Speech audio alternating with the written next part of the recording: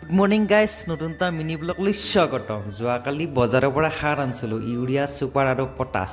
ইয়াত দেখা পাইছেনে ধুনীয়াকৈ মিক্স কৰিলোঁ, তাৰ কাষতে বেহৰ আছে। আজি সাৰ আৰু বেহৰ ছিটাম আৰু আপোনালোকক দেখাই দিম, আপোনালোকক চাই থাকিব। আৰু মই এতিয়া ধুনীয়াকৈ সাৰ ছিটি আছোঁ আৰু সাৰ ছিটাই থাকোঁতে মোৰ ভিডিঅ'টো ব্লাৰ হৈ গৈছিল, দেখা পাইছেনে স্পষ্ট নহ'লাক। তথাপিতো ছিটাই দিলোঁ আৰু পথাৰত গ'লোঁ, মানে ধাননি পথাৰখন দেখা পাইছেনে কি ধুনীয়া সোণ গুটিবিলাক কি ধুনীয়া দেখা হৈছে। আৰু মই যোৱাকালি এটা পাৰ্চেল আনিছিলোঁ, পাৰ্চেলটো লম্বা হৈছিল, মই খাটা কৰি আনিলোঁ। এতিয়া ফাৰ্মাচীত গ'লোঁ, ফাৰ্মাচী আহি পালোঁ আৰু ফাৰ্মাচীত থাকিছোঁ। মই থকাৰ পিছত এজন মানুহ আহিলাক, সহায় মানুহ, ভৰি দুখন নাই, দেখা পাইছেনে। ইয়াক চাহ পানী খাব দিলোঁ, খাই যাব দিলোঁ। দেখা পাইছেনে কি কষ্টদায়ক হৈছে ইয়াৰ ভৰি দুখন নোহোৱাৰ কাৰণে। আজিৰ পৰা 6 মাহ আগতে ইয়াৰ ভৰি দুখন আছিলে।